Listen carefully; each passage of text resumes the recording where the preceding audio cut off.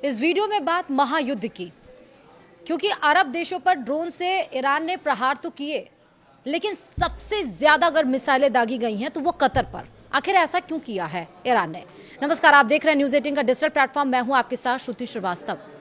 Middle east war में Iran ने UAE पर 1635 ड्रोन हमले, 319 मिसाइल अटैक किए हैं और इसी तरह सऊदी पर उसने 400 से ज्यादा ड्रोन अटैक और 10 के करीब मिसाइल हमले किए हैं।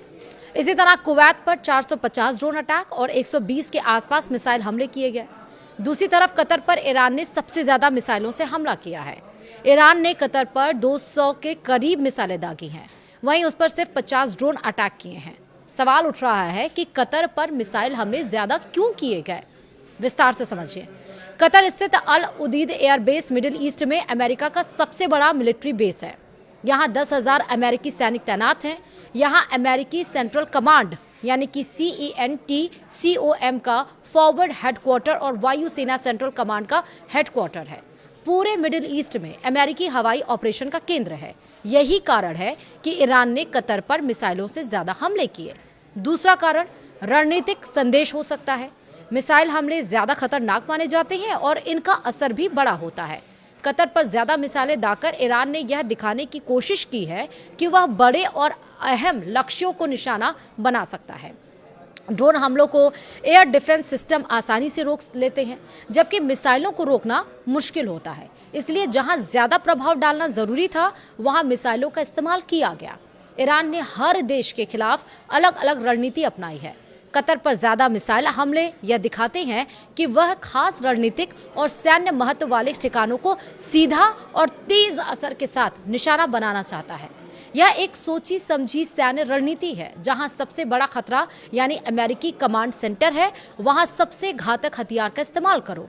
यूएई, सऊदी, कुवैत में ठिकाने फैले हुए हैं, इसलिए वहां सस्ते ड्रोन काम करते हैं। दूसरी तरफ कतर में सब कुछ एक जगह यानी कि अल उदीद एयरबेस पर है, इसलिए ईरान ने अपने सबसे शक्तिशाली हथियार बैलिस्टिक मिसाइलें यहां दागी।